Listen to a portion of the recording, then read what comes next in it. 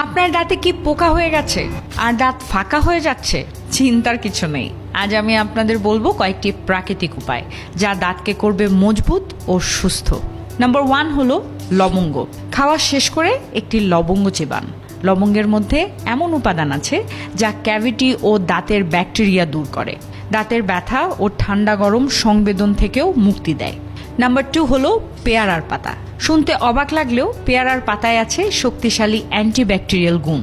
খাওয়ার পর 1-2টি পাতা চেবালে দাঁত ও মাড়িকে সংক্রমণ থেকে রক্ষা করবে এবং দাঁত করবে আরও শক্ত এবং মজবুত।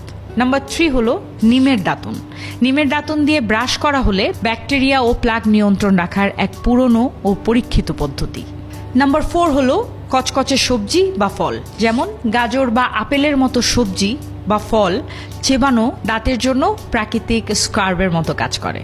এগুলো প্লাক ও খাবারের বাকি অংশ পরিষ্কার করে, একেবারে ন্যাচারাল টুথপেস্টের মতো কাজ করে। নাম্বার 5 হলো তুলসীর পাতা। তুলসী পাতাতে আছে অ্যান্টিব্যাকটেরিয়াল গুণ যা দাঁতকে ইনফেকশন থেকে বাঁচায়।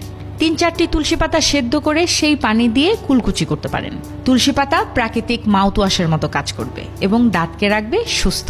এই ঘরোয়া টিপসগুলো নিজের ডেইলি রুটিনে নিন আর দাঁতকে রাখুন সব সময়ের জন্য শক্তিশালী ও হেলদি। আপনার আশেপাশের বন্ধুরা যারাই দাঁতের সমস্যায় ভুগছেন এই রিলটি তাদের সাথে শেয়ার করতে পারেন। Subscribe to MD Yasmin YouTube channel.